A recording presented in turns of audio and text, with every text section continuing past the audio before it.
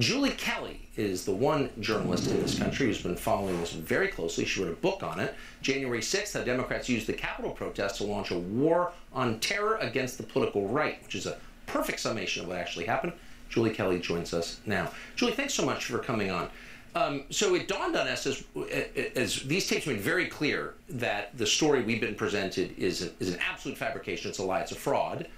That people may still be in jail on the basis of these lies, and so we wanted to talk to you for an update on where those cases are tonight.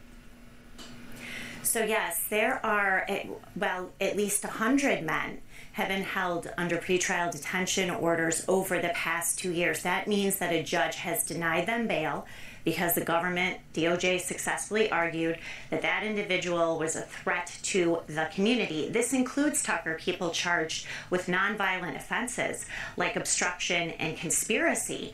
So, of course, they don't have access to what could very easily be exculpatory evidence contained in this video.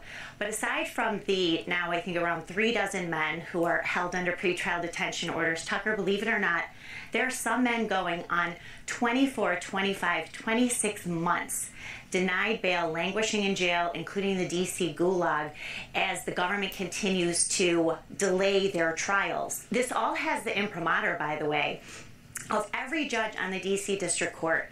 I want to emphasize the real villains here are the federal judges in Washington, D.C., who have allowed the government to play every single game to keep this evidence out of the hands of defendants, violating their oath of office to protect the rights of defendants and their due process rights. So I really want to emphasize that. But look, Tucker, there's 1,000 criminal defendants right now. Half of them have pleaded guilty or been convicted at trial. So, and the government just announced 2 months ago, in January, that they were still uploading global, they call discovery, which means material related to the entire investigation. What they did was arrest people first, find the evidence later, and cover up what could potentially exonerate these defendants. If this were happening in any other country, the U.S. State Department would immediately acknowledge that these were violations of the most basic human rights. These are political prisoners. And the U.S. government would condemn it. But it's happening here, and it's ignored, except by you. And I so appreciate your tireless reporting on this. Julie Kelly, thank you. Thank you, Tucker.